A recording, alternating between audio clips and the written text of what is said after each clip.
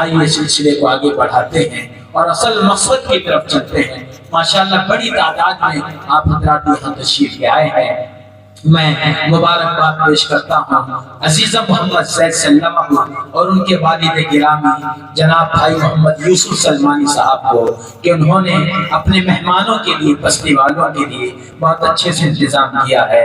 حضرت قاری محمد ابصار صاحب قاسمی جو اسی مسجد کے امام و خطیب ہیں، ان کا بھی شکریہ ادا کرتا ہوں۔ انہوں نے یہاں پر بہت دور دراز سے علماء کرام کو بلوایا ہے۔ اللہ تعالیٰ حضرت قاری محمد ابصار صاحب کی عمر میں برکت عطا فرمائے، سب کہہ دو آمین۔ میں آپ کو یہ بتلا دوں کہ ہمارے اس پروگرام میں 2 بیان ہونے ہیں اور دونوں بیان اپنے آپ میں بہت جامع اور معنی بیان ہیں۔ بہت اہم پیغام آپ کو یہاں سے لے کر کے رخصت ہونا ہے، اور میں نے پہلے ہی بتلا دیا کہ انشاءاللہ ٹھیک 10 بجے دعا ہو جائے گی۔ اس لیے میں آپ حضرات سے وعدہ لینا چاہتا ہوں کہ آپ انشاءاللہ دعا تک یہیں بیٹھے رہیں گے۔ جب میں نے شروع میں کہا تھا اس وقت کم تعداد تھی آپ حضرات کی، اس وقت آپ بڑی تعداد میں بیٹھے ہیں۔ ہاتھ اٹھا کے اللہ کے گھر میں وعدہ کریں کہ انشاءاللہ دعا تک ہم یہیں بیٹھے رہیں گے۔ دونوں ہاتھوں کو اٹھا کے وعدہ کریں تاکہ مجھے یقین ہو جائے۔ آدھے لوگوں کے ہاتھ اٹھے ہیں اور آدھوں کے نہیں، ایسا لگتا ہے کہ آدھے لوگوں کا جانے کا ارادہ ہے۔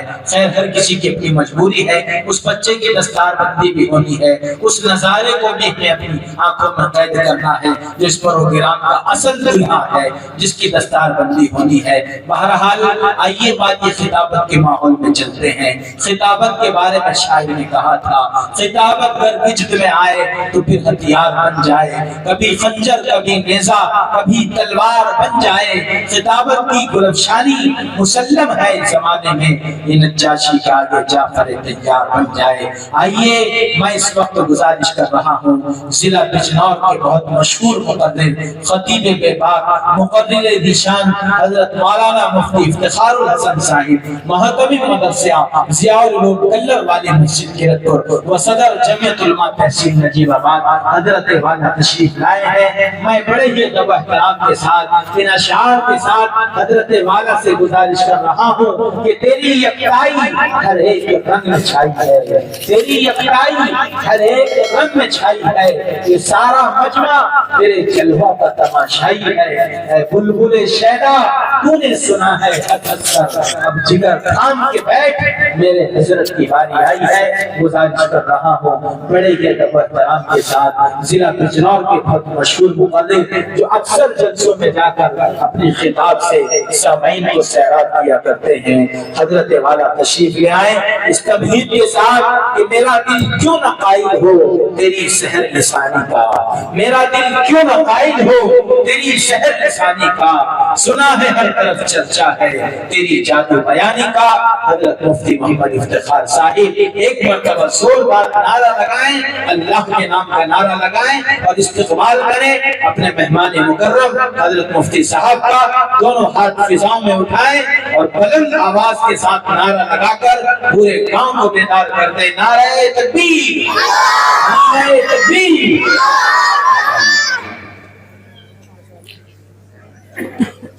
السلام علیکم ورحمۃ اللہ وبرکاتہ۔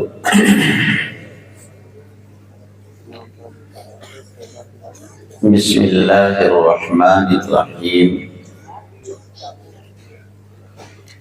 نحمدک یا رب العالمین، والصلاة والسلام علی النبی الصادق الامین، وعلى آلہ واصحابہ الطیبین الطاہرین۔ اما بعد فاعوذ باللہ من الشیطان الرجیم، بسم اللہ الرحمن الرحیم، انا نحن نزلنا الذکر وانا له لحافظون۔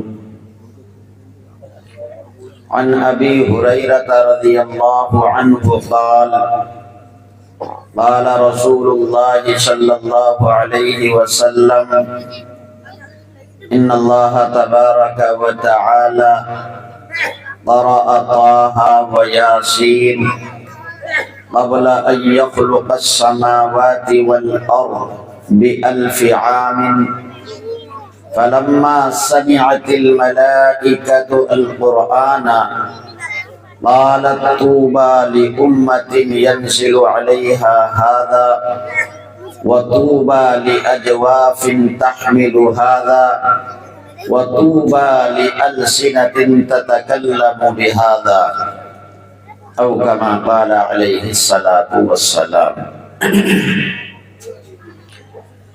جہاں میں انقلاب آیا ہے قرآن کی تلاوت سے، جہاں میں انقلاب آیا ہے قرآن کی تلاوت سے، منور ہے یہ جہاں قرآن کے نور و صداقت سے۔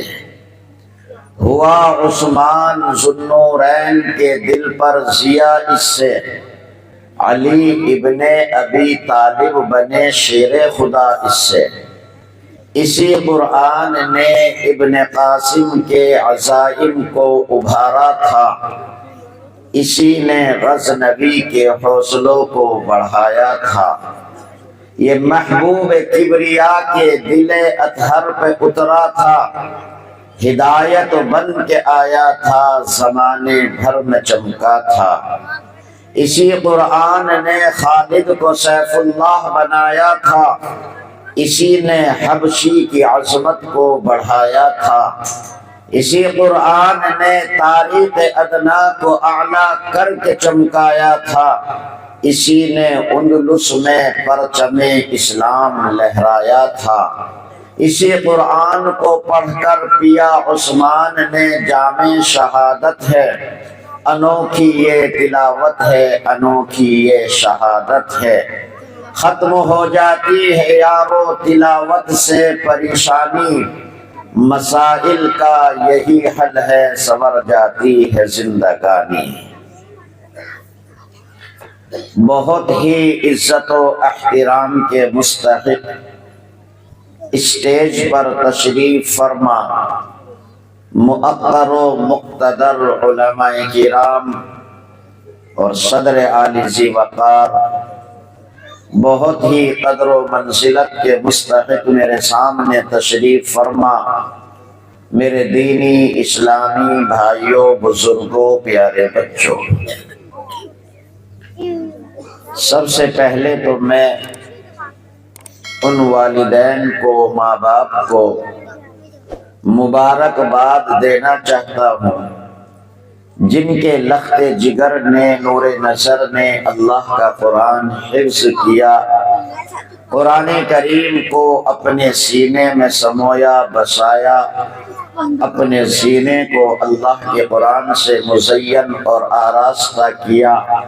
میں ان خوش نصیب ماں باپ کو ایک بار نہیں، ہزار بار نہیں، بلکہ کروڑوں بار مبارکباد پیش کرتا ہوں کہ جن کے لخت جگر کو اللہ نے یہ عظیم دولت عطا کی ہے۔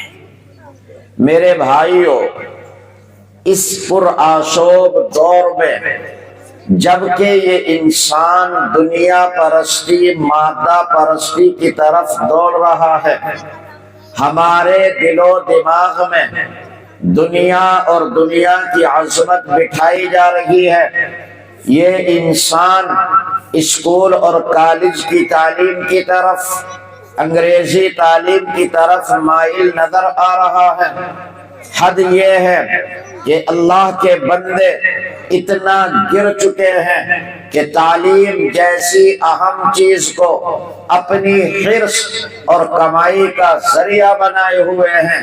ایسے وقت میں جب کہ تمام دل و دماغ پر دنیا اور دنیا کی عظمت بیٹھ چکی ہے، ایسے ماحول اور وقت میں اگر کوئی ماں، کوئی باپ اپنے لخت جگر کو، اپنے نور نظر کو اللہ کا قرآن حفظ کرنے کے لیے کسی مکتب اور مدرسے میں داخل کرتے ہیں، میں رات کی اس تاریکی اور سناٹے میں دو جہاں کے پروردگار کی قسم اٹھا کر کہہ سکتا ہوں کہ ان ماں باپ کے سینے بہت چوڑے ہیں، یقیناً ان کے دل میں اسلام اور قرآن کی عظمت اور اہمیت ہے۔ ورنہ صورت حال یہ ہے کہ یہ انسان دنیا کی طرف مائل نظر آ رہا ہے، ہمارے دل و دماغ پر دنیا کی تعلیم اور اس کی اہمیت بیٹھ چکی ہے۔ ایسے وقت میں کتنی مقدروں والی ہے وہ ماں، کیسا خوش قسمت ہے وہ باپ، کتنے نصیب والے ہیں وہ رشتہ دار جن کا لخت جگر، جن کا نور نظر، جن کا عزیز اللہ کا قرآن حفظ کرتا ہے، رب کے کلام کو اپنے سینے میں بساتا ہے، اپنے دل کو قرآن کریم کے حفظ سے مزین اور آراستہ کرتا ہے۔ گوپال پور کے مسلمانوں، میں ہزار بار مبارکباد پیش کرتا ہوں اس خانوادے کو جس میں اللہ حافظ قرآن پیدا کرتے ہیں۔ یہ بڑی سعادت کی بات ہے، بہت خوش قسمت ہیں وہ ماں باپ جن کے بچوں کو اللہ یہ عظیم دولت عطا کر دے۔ ایک بات کہتا ہوں مسلمانوں، اپنا سمجھ کر کہہ رہا ہوں، اپنے دامن سے باندھ کر لے جائیے، اپنی زندگی میں بسا لیجئے، اس دل پر جگہ دے دیجئے، اپنے دامن سے باندھ لیجئے۔ مسلمانوں، اگر آپ یہ چاہیں جب ہم خدا کی دھرتی اور زمین چھوڑیں، ہم اللہ کے پاس جائیں، ہمارا آخری وقت ہو، ہم خدا کی زمین کو الوداع کہہ رہے ہوں، ہمارا آخری وقت آ جائے، موت کا فرشتہ ہماری دہلیز پر آئے، ہمیں دستک دے اور ہماری روح لے جائے، جب اللہ کے دربار میں پہنچے، رب کائنات ہمارے لیے جنت کا فیصلہ کر دے، تو گوپال پور کے مسلمانوں یہ حقیر بہت درد کے ساتھ کہہ رہا ہے، اپنا بھائی سمجھ کر کہتا ہے، اپنی زندگی میں دو کام ضرور کر لینا ہے۔ مرنا مجھے بھی ہے، آپ کو بھی ہے، موت کا نام گالی نہیں ہے، ہر ایک کو یہ دنیا چھوڑنی ہے۔ اللہ کے بندو، یہ عزم کرو، یہ کام کر کے جاؤ کہ جب ہم یہ خدا کی دھرتی اور زمین کو چھوڑیں، ہمارا رب ہمارے لیے جنت کا فیصلہ کر دے۔ ہر انسان کو مرنا ہے۔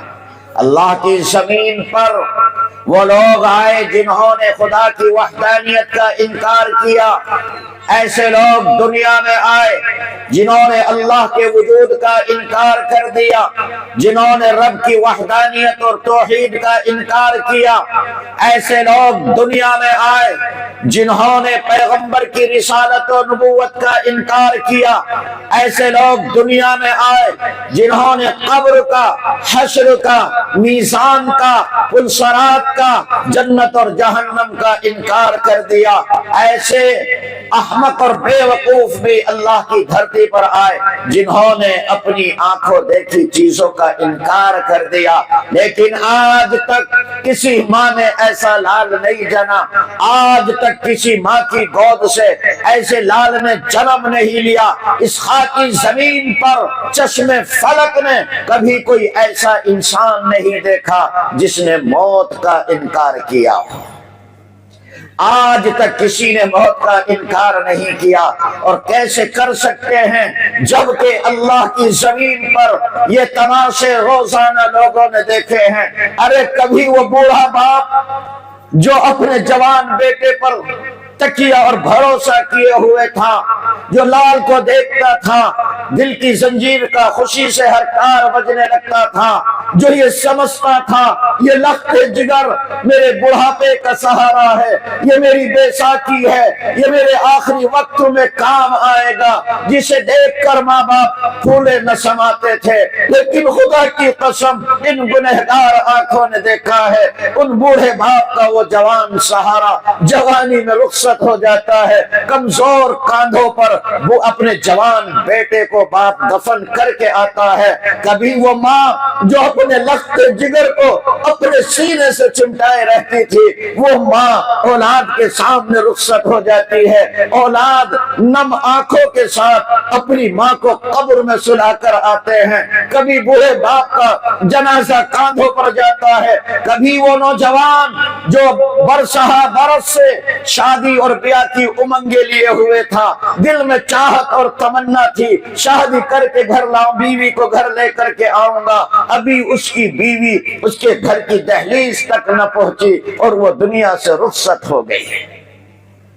कभी सुहागन का सुहाग पहले ही दिन उजड़ते हुए अल्लाह की जमीन पर लोगों ने देखे हैं। कभी माँ की गोदे खाली हो गई, कभी पूरा खानदान का खानदान दुनिया से रुखसत हो गया। ये तमाशे दुनिया ने अपनी आंखों देखे हैं कि रोजाना दुनिया से कोई ना कोई जा रहा है। इसलिए किसी को जुर्रत और हिम्मत ना हो सकी कि वो मौत का इनकार कर सके। मेरे प्यारों, हर एक को ये दुनिया छोड़नी है। मैं बहुत इज्जत के साथ कह रहा हूँ, आप ये चाहें जब हम खुदा की धरती और जमीन छोड़ें, हमारे लिए हमारा रब जन्नत का फैसला कर दे, तो मुसलमानों एक काम ये कर लेना कि खुदा ने बेटी दी हो या बेटा, अगर आपके पास औलाद है, अपनी औलाद में से किसी न किसी को हाफिज कुरान बना देना।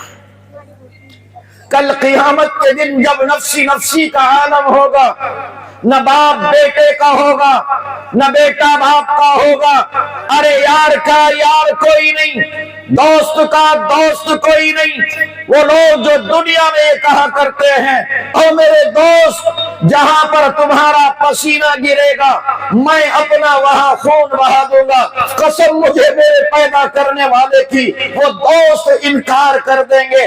आज हमारा किसी से कोई रिश्ता नहीं है, आज हमारा किसी से कोई ताल्लुक नहीं। वो माँ जो अपने लखते जिगर को, अपने नूरे नजर को अपने सीने से चिमटाए हुए होती है, मेरा लाल गर्दानती है, वो माँ भी इनकार कर देगी। आज कोई लखते जिगर नहीं है, आज कोई नूरे नजर नहीं है। और मेरे बेटे, मैं तेरी फरियाद को कैसे पहुंचूं, अरे मैं तेरी बात को कैसे सुनूं, मैं खुद अपनी में पड़ी हुई हूँ और सूरज इतना करीब होगा कि भेजे हांडी की तरह खोलते हुए होंगे। मैं नहीं कहता, अल्लाह कहता है, वो मिक़दारुहु 50 अल्फ सना, और उस दिन की मिक़दार 50,000 साल के बराबर होगी। मैदान महशर में जितने लोग इकट्ठा और जमा होंगे, पसीना पसीना हो रहे होंगे, अल्लाह बड़े गजब में होंगे, रब पूरे जाहो जलाल के साथ होंगे। रब ऐलान करेगा, अनल कहार अनल जब्बार। उस दिन मालिक अपने आप को रहीम और करीम नहीं कहेगा, वो जब्बार और कहार कहेगा। ऐलान किया जाएगा, ऐनल मुलूक, कहाँ है दुनिया के बादशाह, कहाँ है दुनिया के गवर्नर, और मेरी जमीन पर पैर मारने वाले, मेरी जमीन पर अकड़ कर चलने वाले, अरे दूसरों पर ज्यादतियां करने वाले, दूसरों पर सितम ढाने वाले, और जमीन पर अपनी बड़ाई जताने वाले, अल्लाह की मखलूक को सताने वाले, और जमीन पर अकड़ कर चलने वालों, आ जाओ मेरे सामने। आज मालिक मैं हूँ, आज बादशाह मैं हूँ, आज किसी की हुकूमत नहीं है। दुनिया के हर इंसान के कच्चे छिट्टे खोल दिए जाएंगे। कहाँ हैं वो लोग जो मेरी जमीन पर दूसरों पर ज्यादतियां किया करते थे? आज मुझ कहार और जब्बार के सामने आ जाओ। मुसलमानों, ये इंसान कांप रहे होंगे, पसीना पसीना होंगे, सूरज इतना करीब होगा, भेजे हांडी की तरह खोल रहे होंगे, अल्लाह बड़े गजब में होंगे। ये सारी इंसानियत जमा होकर हजरत आदम के पास जाएंगे और जाकर कहेंगे, अब्बू जान, आप अल्लाह के सबसे पहले नुमाइंदा, रब के खलीफा और अल्लाह का सबसे पहले नबी हैं, सारी इंसानियत के बाप हैं, आप हमारे वालिद हैं। आज हमारे परवरदिगार को बहुत गुस्सा है। आदम, अल्लाह से कह दीजिए कम अज कम हिसाब और किताब तो शुरू हो जाए। अरे जिसको जन्नत में जाना है जाएगा, जिसको जहन्नम में जाना है जाएगा, कम अज कम हिसाब तो शुरू हो जाए। वो खुदा का जलीलुल कदर पैगंबर अबुल बशर हाथ खड़े कर देंगे, यूं कहेंगे, मेरे बच्चों, मेरा अल्लाह बहुत गुस्से में है, आज रब को बड़ा गजब है, मैं बोलने की हिम्मत नहीं रखता। वो हाथ खड़े करेंगे, माजरत करेंगे, मैं अल्लाह के सामने लब नहीं हिला सकता, मैं नहीं बोल सकता। आज ऐसा करो तुम हजरत इब्राहिम के पास चले जाओ। वो सारे लोग दौड़े हुए हजरत इब्राहिम के पास आएंगे। हजरत इब्राहिम कैसे आकर अर्ज करेंगे, आप अबुल अंबिया हो, अल्लाह ने आपकी औलाद में लाख नबी भेजे हैं, लाख से ज्यादा अंबिया आपकी औलाद में आए हैं। और अबुल अंबिया खुदा के खलील है, आपका बेटा ज़बीहुल्लाह है, आपको अल्लाह ने बड़ी अज़मतों और रिफ़अतों से नवाजा था। और खुदा के खलील, अल्लाह के दोस्त, कह दीजिए अपने परवरदिगार से अल्लाह हिसाब शुरू कर दे, हम बहुत परेशान हैं। हजरत इब्राहिम भी हाथ खड़े कर देंगे और ये कहेंगे मैं आज अल्लाह के सामने बोलने की जुर्रत नहीं रखता, मैं नहीं कह सकता अपने परवरदिगार से। जाओ ऐसा करो तुम हजरत मूसा और ईसा के पास चले जाओ। ये सारे लोग हजरत मूसा और हजरत ईसा अलैहिस्सलाम के पास आएंगे। हजरत मूसा से कहेंगे मूसा आप कलीमुल्लाह हैं, हजरत ईसा से कहेंगे आप रूहुल्लाह और कलीमतुल्लाह हैं। कह दीजिए अपने परवरदिगार से अल्लाह हिसाब शुरू कर दे, हम बहुत परेशान हैं। वो दोनों मुकद्दस हस्तियां भी हाथ खड़े कर देंगे और ये कहेंगे लोगों आज हमारा रब बड़े गुस्से में है, हम बोलने की हिम्मत नहीं रखते। जाओ तुम ऐसा करो आखिरी पैगंबर के पास जाओ। ये सारे इंसान आखिरी नबी के पास आएंगे। उलमा की मौजूदगी में कहता हूँ मेरा पैगंबर भी कुछ कहे बगैर अल्लाह के हुजूर सजदा रेज हो जाएंगे, अल्लाह के हुजूर सजदा करेंगे। मुसलमानों ऐसे वक्त में जबकि अंबिया की मुकद्दस और पाकीज़ा जमात हाथ खड़े कर देंगे, ज़बान नबूवत ने ऐलान किया, आखिरी पैगंबर ने इरशाद फरमाया एक हाफिज कुरान को एक रिवायत के मुताबिक 70 आदमी और एक रिवायत के मुताबिक 10 आदमियों के बारे में यह हक दिया जाएगा कि जिनके लिए जहन्नम का फैसला हो चुका है। जाओ तुम उनका हाथ पकड़ करके जन्नत में ले जाओ। ईमानदारी से बताओ मेरे प्यारो, वो हाफिज कुरान क्या उस वक्त अपने माँ बाप को भूल सकता है? इसलिए मैं कहता हूं मेरे अजीजों, कहो तो तुम्हारे पैर पकड़ कर कहूं, अल्लाह ने अगर औलाद दी है तो अपनी औलाद में से किसी न किसी को हाफिज कुरान बनाओ। इंशाअल्लाह जब दुनिया छोड़ोगे अल्लाह जन्नत का फैसला कर देगा। ये औलाद आपको भूल नहीं सकती। अल्लाह एक हाफिज कुरान को यह हक देगा कि वो 10 जहन्नमियों को निकाल करके जन्नत में ले जाए। अपनी औलाद को हाफिज कुरान बनाइए। एक बात और कह दूं, अच्छी तरह से सुनिएगा, अभी दुनिया में औलाद नहीं आती। बच्चे बेटे और बेटी की शादी हुई, निकाह हुए, शादी को 1 साल गुजरा है, उस जोड़े की तमन्ना होती है, उस जोड़े की आरज़ू होती है, दिल की हसरतें होती हैं। रब हमने निकाह किया है तो इस निकाह के नतीजे में कोई औलाद भी दे दे। औलाद को पाने के लिए इंसान न मालूम क्या क्या तदबीरें करता है। औलाद दुनिया में नहीं है, इसके दिल में औलाद की मोहब्बत है। ये औलाद दुनिया में आती है। दुनिया में आने के बाद मैं सच कहता हूं मुसलमानों, एक बाप अपनी औलाद को पाने के बाद अपनी पूरी जिंदगी की खुशियां औलाद पे कुर्बान कर देता है। जिस दिन से घर आंगन में औलाद आती है, माँ बाप की ये तमन्ना और आरज़ू होती है हमारी जिस तरह चाहे गुजर जाएगी, हमारी औलाद खुश रहनी चाहिए। रात दिन मेहनतें करते हैं, मशक्कतें उठाते हैं, तकालीफ बर्दाश्त करते हैं, पूरे दिन फावड़ा चलाते हैं, रक्षा चलाते हैं, मेहनतें मजदूरी करते हैं, सिर्फ इसलिए मेरे घर आंगन में जो औलाद है ये औलाद खुश रहनी चाहिए, मेरी औलाद अच्छी जिंदगी खुशहाली की जिंदगी गुजारे। एक बाप पूरी जिंदगी मेहनत करते हुए दुनिया छोड़ देता है सिर्फ औलाद को खुश करने के लिए। मेरे भाई, आपने अपनी औलाद को खुश करने के लिए पूरी जिंदगी कमाया, तुमने कमा कर जो कुछ हासिल किया अपने बच्चों को दिया, आपने अपनी औलाद को दुकान दी, मकान दिया, कारोबार दिया, जमीन और जायदाद दी, आपने अपनी औलाद को गाड़ी दी, आला खानदान में शादी की, आला कॉलेज स्कूल में पढ़ाया, आला तालीम से आरास्ता किया। मैं कसम खा कर कह सकता हूँ, बाप दुनिया मोहब्बत का वो बेताज बादशाह है। अगर इसकी ताकत में होता अपनी औलाद की राहों से कांटे हटाकर फूल बिछा देता। अगर बाप की ताकत में होता ये अपनी जिंदगी का कुछ हिस्सा अपनी औलाद के नाम लिख देता। इतना प्यार करते हैं आप अपनी औलाद से, इतनी मोहब्बत करते हैं माँ बाप औलाद से।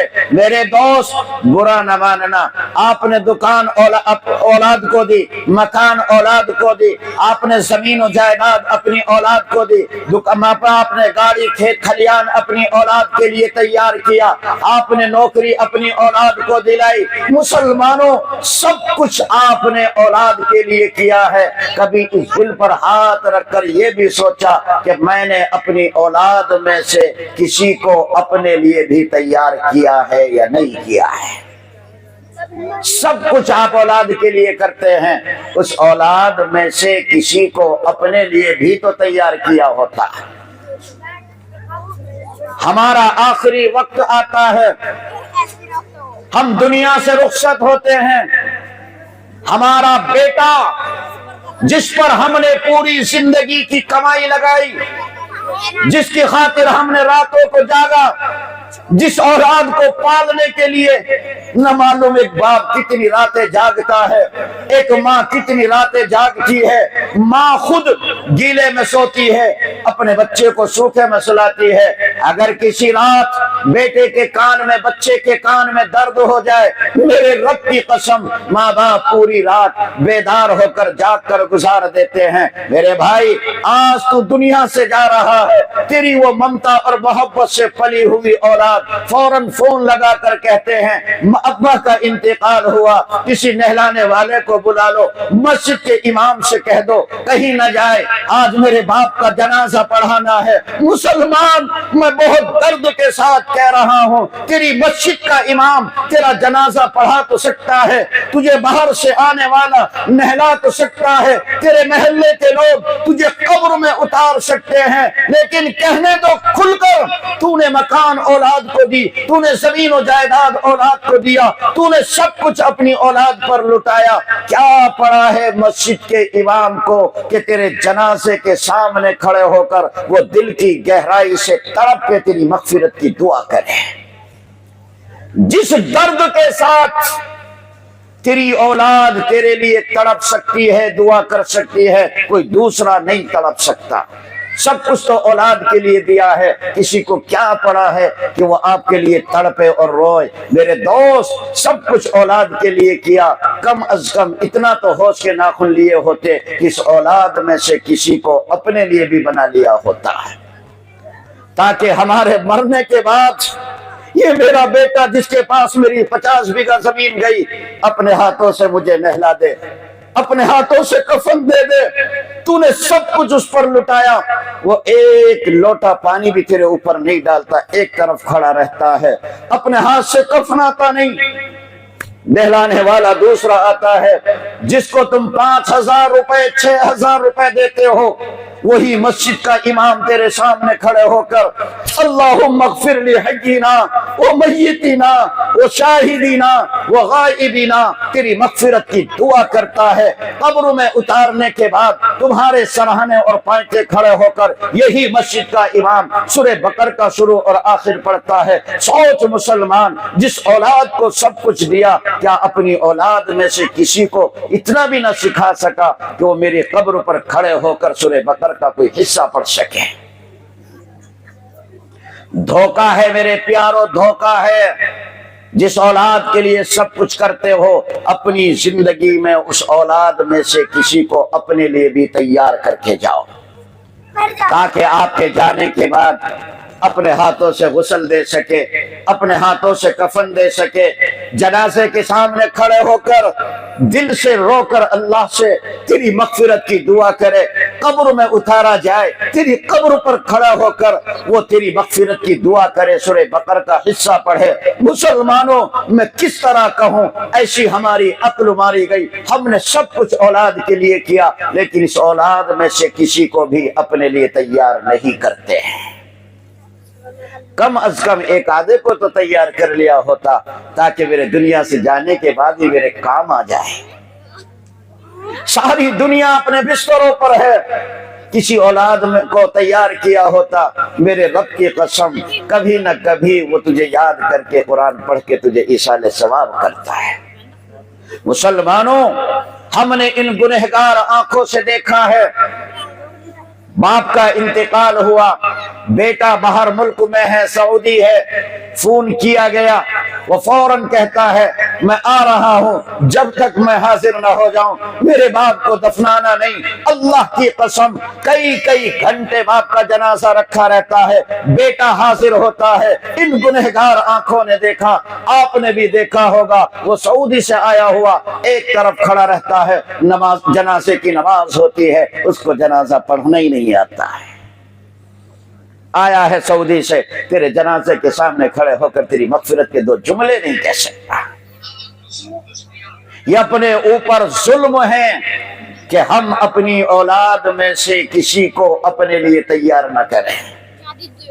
یہ بہت بڑا دھوکہ ہے۔ ہم منع نہیں کرتے آپ ان کو دکان مکان نہ دو، ہم نہیں کہتے آپ ان کو زمین و جائیداد نہ دو، ہم نہیں کہتے آپ ان کو اعلیٰ تعلیم نہ دلاؤ، ہم منع نہیں کرتے آپ اس کو اسکول اور کالج میں نہ پڑھاؤ، جتنا چاہو آپ ان کو پڑھاؤ، جتنا چاہو دنیا ان کو دو، لیکن اتنا کہتے ہیں میرے پیارے، دھوکہ مت کھا، اس اولاد میں سے کسی کو اپنے لیے بھی تیار کر دے تاکہ تیرے مرنے کے بعد یہ تیرے کام آ جائے۔ کسی ایک کو تو تیار کیا ہوتا۔ حجت الاسلام حضرت مولانا محمد قاسم صاحب نانوتوی رحمت اللہ علیہ، جنہوں نے دیوبند کا مدرسہ بنایا، دارالعلوم دیوبند کی بنیاد رکھی، حضرت کا جب آخر وقت آیا، اپنے فرزند ارجمند حضرت حافظ محمد احمد صاحب رحمت اللہ علیہ کو بلایا، منشی کے ہاتھ خبر پہنچائی، بیٹے سے کہہ دو آج دفتر میں ابو جان بلا رہے ہیں، میرے دیار کے میرے زمانے کے اولاد نہیں تھی، وہ حجت الاسلام کی اولاد تھی۔ جیسے ہی یہ سنا تھر تھر کانپنے لگے، بدن پر کپ کپی طاری ہو گئی، آج کوئی گستاخی تو نہیں ہو گئی، آج ابو جان کوئی ناراض تو نہیں، کیا مسئلہ ہے؟ ابو نے منشی کے ذریعے مجھے بلایا ہے۔ حضرت حافظ صاحب گھبراتے ہوئے ابو جان کی خدمت میں پہنچے، بصد احترام معلوم کیا، حضرت آپ نے مجھے طلب کیا، بلایا۔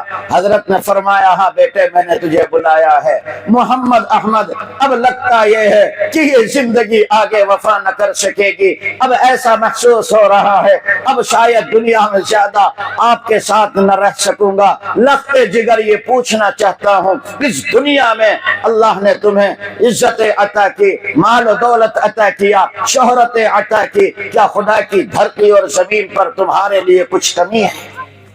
حافظ صاحب نے بصد احترام عرض کیا، ابو جان رب نے جس کو آپ کے جیسا باپ دیا ہو اس بیٹے کو کمی کیا ہے؟ ابو جان عزتیں بھی بہت ہے، شہرت بھی بہت ہے، دولت بھی بہت ہے، اللہ نے بہت کچھ نوازا ہے۔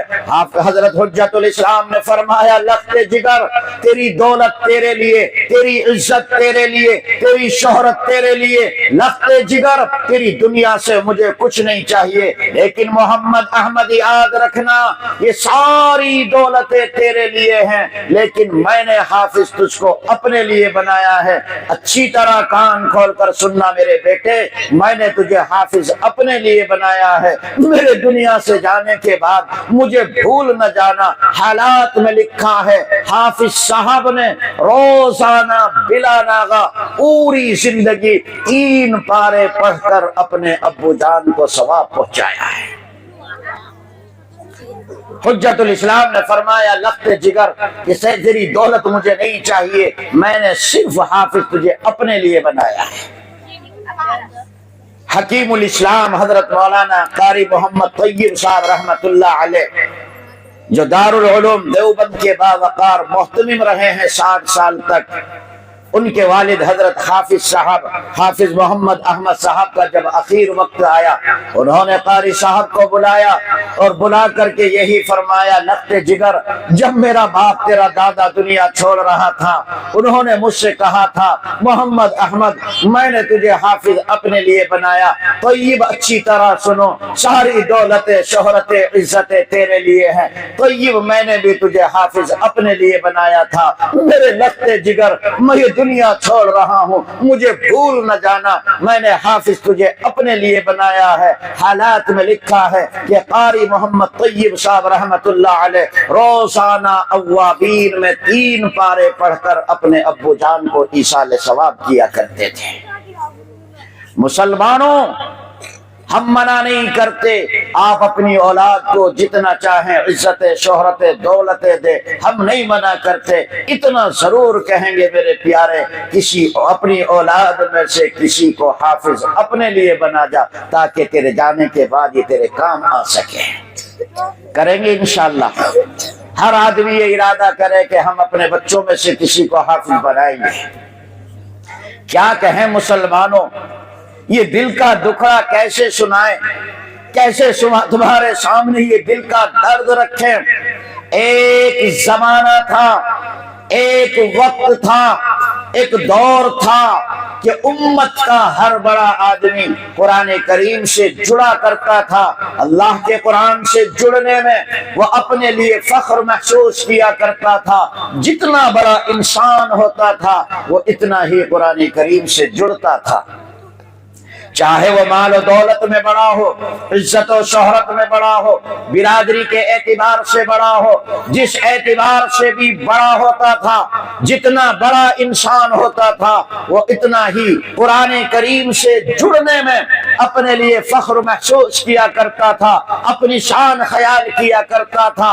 مسلمانوں کیا کہیں، یکا یک زمانے میں کروٹ بدلی، حالات ایسے بدلے، کس کی نظر لگی کیا ہوا، اب بڑے لوگوں نے اپنے آپ کو قرآن کریم سے الگ کر لیا ہے۔ خدا نے چند ٹکے دے دیے، رب نے ذرا سا مال دے دیا، اب یہ انسان زمین پر پیر مار کر چلتا ہے، اس کی نگاہ میں قرآن کی تعلیم کی کوئی اہمیت نہیں، اس کی نظر میں مدرسے کی تعلیم کی کوئی اہمیت نہیں۔ یہ سمجھتا ہے جی ہمارے پاس 10-20 لاکھ روپے ہیں، ہمارے پاس 10-20 لاکھ روپے ہیں، ہم کسی بڑے کالج اور اسکول میں پڑھائیں گے۔ ارے مدرسوں میں وہ پڑھائے جس کے پاس کھانے کے لیے نہ ہو۔ میرے دوست، ایک زمانہ تھا کہ امت کا ہر بڑا آدمی قرآن سے جڑا کرتا تھا، اپنے لیے فخر محسوس کیا کرتا تھا، لیکن آج بڑے لوگوں نے اپنے آپ کو قرآن سے الگ کیا۔ میرے رب نے چھوٹوں کو لا کر کے کھڑا کر دیا۔ ارے کل تک سماج میں جن کی کوئی حیثیت نہیں تھی، جن کا کوئی وقار اور مقام نہیں تھا، لوگ اپنی چارپائی پر بٹھانا ان کو گوارا نہ کرتے تھے، انہوں نے اللہ کے قرآن کو اپنے سینے میں بسایا، رب کے قرآن کو اپنے سینے میں جگہ دی، اللہ کے مقدس و محترم کلام سے جڑے، رب نے لوگوں کا امام بنا دیا، انسانوں کی آنکھوں کا تارا بنا دیا، میرے پروردگار نے ہمارے سر کا تاج بنا دیا۔ او مسلمانوں، یہ حقیر کھل کر کہتا ہے کل تک بڑے لوگ قرآن سے جڑے تھے، انہوں نے عزتیں حاصل کی تھی، بڑوں نے قرآن چھوڑا، چھوٹے لوگوں نے قرآن کو تھاما، اللہ نے عزت سے نوازا ہے۔ اور اگر آج آپ اور ہم قرآن کریم کو چھوڑ دیں، ہم بھی قرآن سے الگ ہو جائیں، یاد رکھنا میرے بھائیوں، میرا رب اپنے قرآن کی حفاظت کے لیے میرا اور آپ کا محتاج نہیں ہے، وہ پروردگار عالم اپنے قرآن کی حفاظت اور بقا کے لیے میرا اور آپ کا محتاج نہیں۔ وہ لوگ جو صنم خانوں میں، بت خانوں میں بیٹھے ہوئے بتوں کی پوجا کر رہے ہیں، اللہ ان کی پیشانی کو گھسیٹ کر لائے گا، ان سے اپنے قرآن کی حفاظت کرائے گا۔ لیکن یاد رکھنا مسلمان، میرا اور آپ کا بنے گا کیا، یہ سوچنے کی ضرورت ہے۔ ہم ہرگز یہ خیال نہ کریں کہ ہم قرآن سے نہیں جڑے قرآن ختم ہو جائے گا. نہیں میرے پیارو، اللہ ان سے اپنے قرآن کی حفاظت کرائے گا جو صنم خانوں اور بت خانوں میں بیٹھے ہوئے ہیں. لیکن مسلمان اچھی طرح سمجھ لیجئے میرا اور آپ کا بنے گا کیا؟ ہم قرآن کریم سے جڑے ہیں. کل تک یہ لوگ اللہ کے بندے قرآن سے جڑتے تھے، اللہ نے عزت عطا کی تھی، شہرتیں دی تھی، اللہ نے نوازا تھا. آج آپ نے قرآن سے اپنے آپ کو الگ کر لیا. یہ دنیا والے تیرے وجود کو بھی گوارا نہیں کرتے. دو مثالیں دے کر بات ختم کرتا ہوں. اسی دنیا کا، ہندوستان کا فرما روا گزرا ہے شاہ جہاں. آج کے ہندوستان کا نہیں، اس ہندوستان کا جو غیر منقسم. آج تو اس ہندوستان کے کئی حصے ہو چکے ہیں. وہ اس متحدہ ہندوستان کا بادشاہ ہے شاہ جہاں، اس کا بیٹا ہے اورنگزیب عالمگیر. عالمگیر اورنگزیب کا بیٹا حافظ قرآن ہوا. وہ دوڑتا ہوا آگرہ گیا اور آگرہ جا کر شاہ جہاں سے کہا ابو جان آپ کے لیے مسرت اور خوشی کی بات ہے، آج تمہارا پوتا حافظ قرآن ہوا. مسلمانوں، گوپال پور کے لوگوں، میں نے کہہ دیا اور آپ نے سن لیا. ذرا غور تو کر، کون ہے شاہ جہاں؟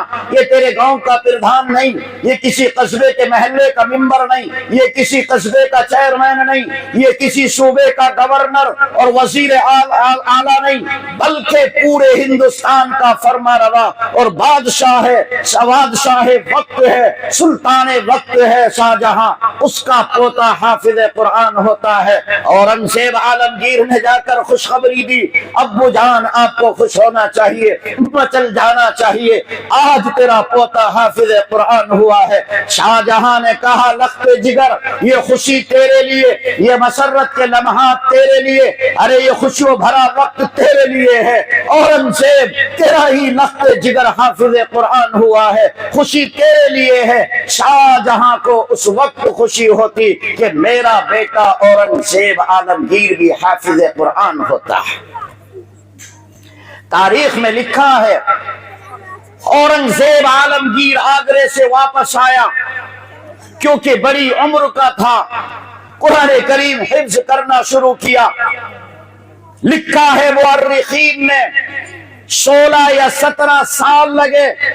16-17 سال کے بعد اورنگزیب عالمگیر آگرے گیا اور جا کر کہا ابو جان اب تو خوش ہو جاؤ، تمہارا بیٹا اورنگزیب بھی حافظ قرآن ہو چکا ہے. مسلمانوں، آپ یہ خیال کرتے ہیں کہ تمہارے باپ دادا نے جو اس ملک پر حکومت کی ہے وہ اپنی زور بازو اور قوت بازو سے کی ہے. نہیں میرے پیارو، اس کو تاج و تخت پانے کے بعد اتنی خوشی نہیں ہوتی تھی جتنا وہ اللہ کا قرآن پا کر خوش ہوا کرتے تھے. اس لیے دنیا اس ملک کے حکمراں ہوا کرتے تھے. آج میرے اور تیرے دل سے قرآن کی عظمت نکل گئی. میرے اور آپ کے بچوں کو دیکھ کر پڑھنا بھی قرآن نہیں آتا، میرے بچے ناظرہ بھی نہیں پڑھتے. اور میرے دوست تیرے دل سے قرآن کی عظمت نکلی. یہ دنیا والے جن کو استنجا کرنے کی تہذیب اور تمیز نہیں، تیرے وجود کو گوارا نہیں کرتے. ورنہ جب تک تم قرآن سے جڑے ہوئے تھے تم اس ملک پر حکومت کیا کرتے تھے. تم نے قرآن کو چھوڑا، دنیا والے تمہارے وجود کو بھی گوارا نہیں کرتے. ایک بات حدیث میں آپ کو سناتا ہوں. اللہ کے پیغمبر نے حضرت معاذ اور حضرت ابو موسیٰ اشعری رضی اللہ عنہما ان دونوں صحابہ کو یمن کا گورنر بنا کر کے بھیجا. یمن کے 2 حصے ہیں، 2 پرگنے ہیں. ایک کا ذمہ دار حضرت معاذ بن جبل ہیں اور ایک کے ذمہ دار حضرت ابو موسیٰ اشعری ہیں. حضرت ابو موسیٰ اشعری جب اپنی سرحدوں پر گھومتے تھے حضرت معاذ سے ملاقات کیا کرتے تھے. حضرت معاذ جب اپنی سرحدوں پر گھومتے حضرت ابو موسیٰ اشعری سے ملاقات کیا کرتے تھے. ایک مرتبہ حضرت ابو موسیٰ اشعری ٹہلتے ہوئے گھومتے ہوئے اپنی سرحد کا دورہ کرتے ہوئے حضرت معاذ کے پاس پہنچے. ظاہر سی بات ہے 2 صوبوں کے گورنر ہیں، حاکم ہیں، آج کی زبان میں وزیر اعلیٰ ہیں. وہ اپنے صوبوں کی نگرانی کرتے ہیں، اس کے فرما روا ہیں۔